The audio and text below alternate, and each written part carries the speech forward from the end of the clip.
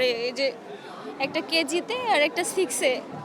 তো আমার এই বাচ্চা 11:30টার সময় ছুটি হয়ে যায়, কিন্তু কোচিং দেওয়ার কারণে 1:30টার সময় নিয়ে যেতে হয়। তো আমি আমি হচ্ছে রোজ এই রাস্তা দিয়ে যাই। তো যাওয়ার টাইমে প্রতিদিন যত স্পিডে হাঁটি, কিন্তু এইটুক জায়গায় এসে আমি একটু আস্তে হাঁটি, কারণ এই যে এখানে পেছনে 2টা দোলনা আছে। ওই দোলনাটা যখন টিফিন টাইম হয় বা যখন ছুটির টাইম হয়, ওই দোলনাটা নিয়ে ছোট বাচ্চারা কাড়াকাড়ি খেলে, মানে এই জিনিসটা আমি খুব উপভোগ করি। তো রোজ যেমন প্রতিদিন যেমন করি, গতকালকে আমি ওই দেরিটা করি নাই, কিন্তু ব্যাগ থেকে ফোনটা বের করে দেখলাম যে হচ্ছে 1:09 বাজে। দেখে আমি ব্যাগে ফোন নিয়ে ওই মাথায় মানে 1 মিনিটের ডিস্টেন্স, মানে 10-এ একদম আমি টাইমটা জানি, 10-এ এসে হচ্ছে আপনার ব্লাস্টটা করছে। 10-এ এরকম একটা বিকট 2টা গেছে, হ্যাঁ, আকাশ দিয়ে 2টা গেছে ওই প্লেনটা। একটা বের হয়ে গেছে, একটা হচ্ছে অতিরিক্ত শব্দ। তো আমি অতিরিক্ত শব্দটা আমি এরকম তো প্লেনের শব্দ হয়, আমরা অভ্যস্ত, ওই জন্য আকাশের দিক তাকাই না। কিন্তু হঠাৎ করে ফিল হলো কি যে এই শব্দটা মনে হচ্ছে একটু অতিরিক্ত। এইরকম ফিল করতেই মানে হঠাৎ করে ব্লাস্ট হলো। পরে পিছনে ফিরে তাকাই, দেখি ওই জায়গাটা মানে পড়ে মনে হয় শেষ গেছে। ওখানে যত বাচ্চা গার্ডিয়ান ছিল ওরা তো খণ্ড বিখণ্ড হয়েছে। আর ওই যে একটা তাপ, ওই তাপে মানে কে যে ঝলসে গেছে, কে যে পুড়ে গেছে, কে যে অর্ধেক হয়ে গেছে।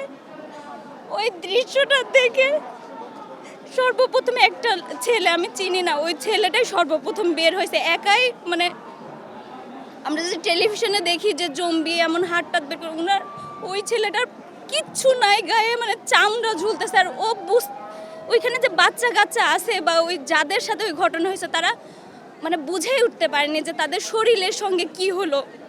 ওরা বুঝে ওঠার আগে ওদের শেষ। আর আমরা ওই দৃশ্যটা দেখে আমাদের মানে 1-1.5 মিনিটের টাইম, মানে কি হলো, মানে আমরা যে সতর্ক হব, মানে ওভারঅল অ্যাক্সিডেন্টটা হয়েছে সব মিলায়ে 3 সেকেন্ডের উপরে না, হয়তো বা 2.5 সেকেন্ড বা 3 সেকেন্ডের মধ্যে এই ঘটনাটা। ওই দৃশ্যটা দেখে আমার কাছে মানে আমি বুঝে উঠতে পারিনি আমি এই দিকে দৌড় দিয়ে আসবো কি আমার সন্তানদের খুঁজতে যাব। পরে দৌড় দিয়ে আমার বাচ্চাদের দিকে আমি দৌড় দিছি যে আমার বাচ্চা কোথায়। যাই দেখে ক্লাসরুমে ও নাই, আমার এই মেয়েও নাই। আমার এই মেয়েদের আবার মানে টিফিনের টাইম বলতে ছুটি, তো একটু ফুচকা খাওয়ার জন্য ওই কর্নারে গেছে। পরে আমি ওদের ক্লাসরুমে যেয়ে দেখি নাই, আমার তো পা স্বাভাবিক, আমার হাত পা কাজ করবে না। আমি দৌড়াদৌড়ি করতে লেগে দেখি যারা ক্ষত হয়েছে বা যাদের মানে খুব খুব ক্ষত হয় নাই, মানে এইদিকে পুড়ছে বা পোশাক নাই বা চুল পুড়ে গেছে, তাদের সাথে আমার মানে ধাক্কাধাক্কি করে আমার বাচ্চাকে খুঁজতেছে। প্রায় 5-7 মিনিট খোঁজার পর আমি যখন ওই মাঠে মানে একদম নিরাশ হওয়ার পর্যায়ে, তখন দেখি এরা 2জন পেছন থেকে আসছে। এরপরে এসে ওদের এক জায়গায় রেখে আমার যে পরিচিত আছে বা রিলেটিভ আছে তাদের ফোন দিয়ে তাদের বাচ্চা কোথায়, তাদের বাচ্চাদের নিজের কাছে নিলাম, নিয়ে তাদের বাবা মার কাছে বুঝাই দেওয়ার পরে এইদিকে আসতে আসতে এর মধ্যে আপনার ফায়ার সার্ভিসের লোকেরা 3 মিনিটের মধ্যে এসে গেছে। ওনারা সত্যি কথাই বলতে আপনার 10 মিনিটে ঘটনা হওয়াতে ওনারা খবর পাওয়ার মনে হয় সর্বোচ্চ 5 মিনিট বা 4 মিনিট এরকম টাইমের মধ্যে ওনারা অবশ্যই এসে গেছে, এর আগে এসে গেছে। আসার